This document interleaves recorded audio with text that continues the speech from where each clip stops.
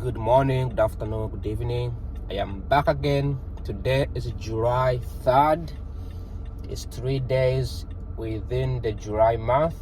And again, happy third quarter of 2026. And we're surviving. It's 8 a.m. in the morning. And the temperature on my vehicle, it's 88 degrees Fahrenheit. 88. That's how much hot it is here in DC. And my room, I close the door between my bedroom and my sitting room. My AC is at 65 degrees because I like to sleep in a very, very cold temperature. And then in my, whenever I open the door in the morning, go to the sitting room. Sitting room is very warm, like very, very, very hot. So it's hot. That's how crazy it is in DC. It became really hot like overnight. Like in June, it was relatively okay. Like early in the morning, it was like 72 degrees. Now it's like 88, and it's already 8 a.m. and it's gonna go as high as 107 degrees today. Very hot. No matter how much you try to warm up the building, dry up the building, it's gonna still feel very, very hot. What's going on here? Somebody got pulled over, or somebody got an accident. So that's pretty much all I can say for today. It's gonna be really hot, and probably tomorrow, like the whole entire week. So I believe from what I heard from Bloomberg News, up to 10 million Americans are going to be affected by extreme heat this summer, the whole month of July. So very, very, very tough moment. To the guys who live in the West Coast, they can just jump on the river, go at the beach and have fun. To us who live in the East Coast, we are going to have to suffer a lot, especially that we have all these new governments and celebrations coming up, the state fair and all those things. So it's going to be tough moment. DC is very quiet today, very quiet today. I need to show my videos, my camera, my phone. Look at that.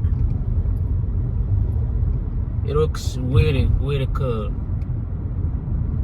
Construction is put on hold because people are on vacations, except me. I'm also driving no matter what time of the day.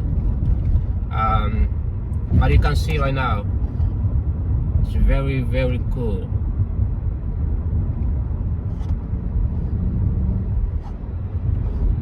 It's very, very cool. But that guy is speeding. Why is that guy speeding? Like, you already have cameras here. So you get the idea, right? It's really, really cool. What's that guy speeding? I feel like these guys are not from DC. Like, there's cameras everywhere. How do you speed? How do you manage to speed?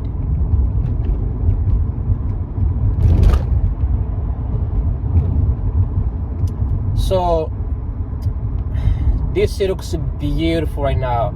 I don't know if because I have glasses on, I guess so. But it looks really beautiful. Very clean, looks wonderful. And seems like everybody's home. No one is at work. Every federal building is closed. So pretty good. It's gonna be very, very busy tomorrow. There is a problem here in DC and across the city, across the country, what I have noticed, which is the political problem.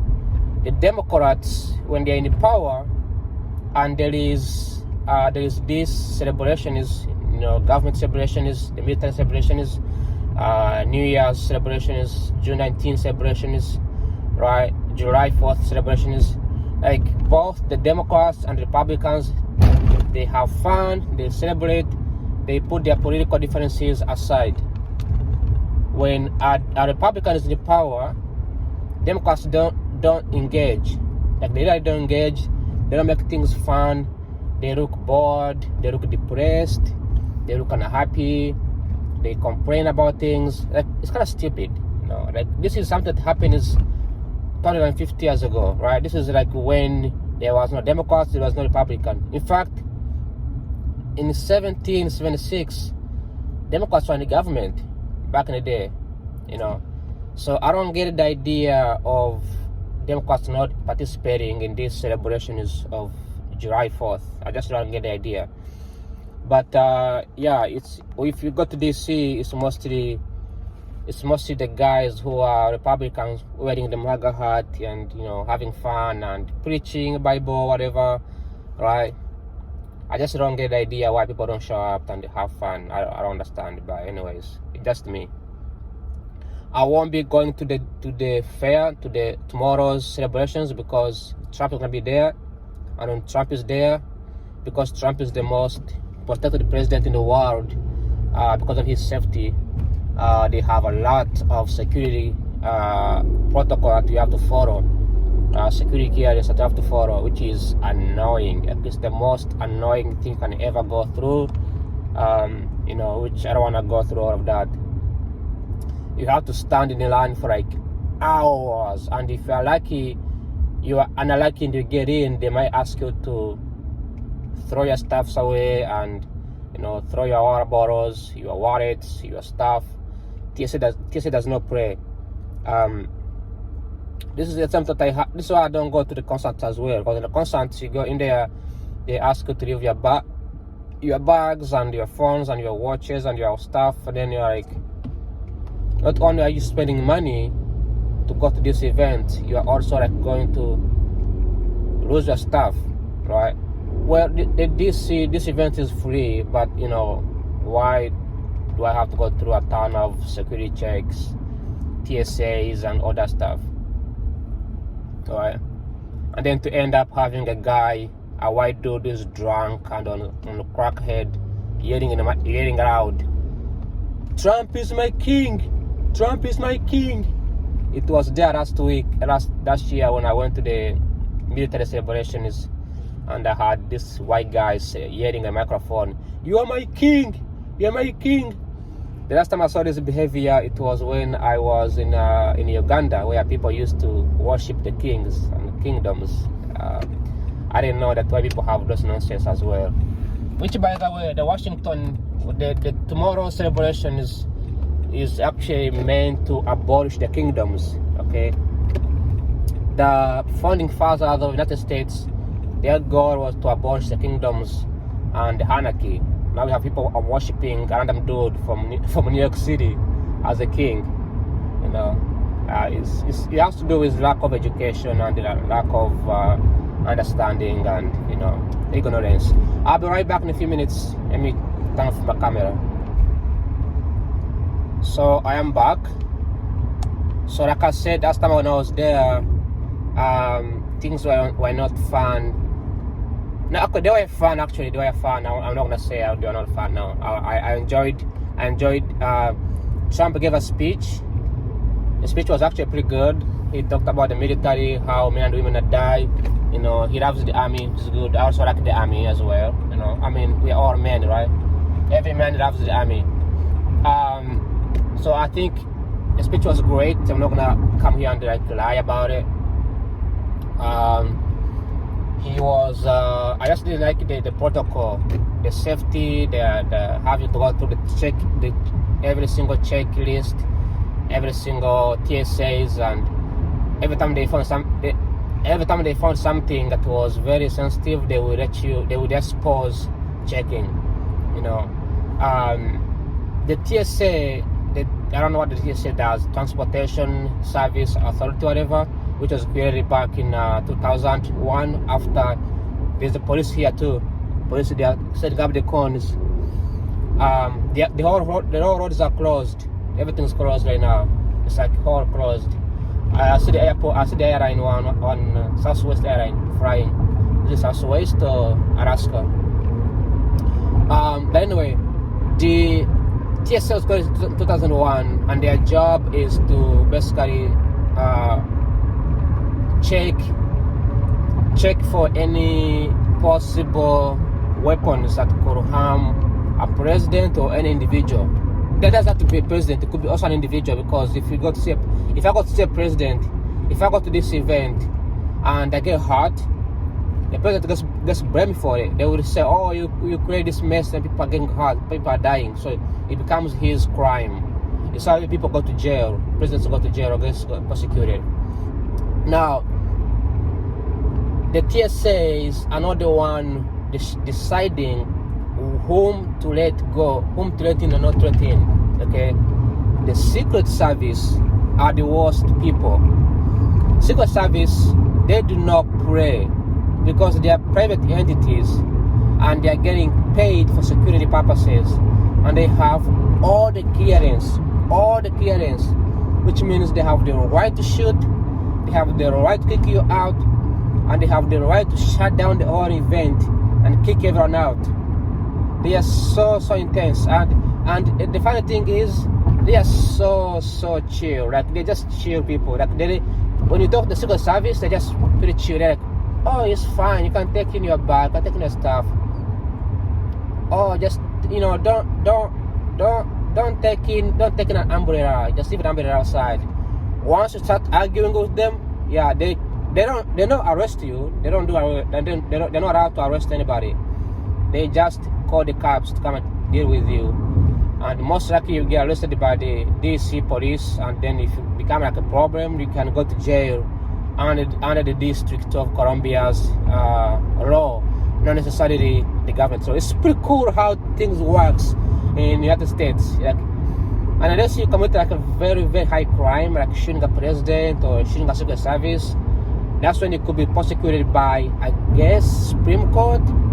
But for the most part, it's going to be the District of Columbia dealing with you. It's all they do. It's all their purpose is to prosecute people who gets handed over by the Secret Service, as well as the TSAs and many other security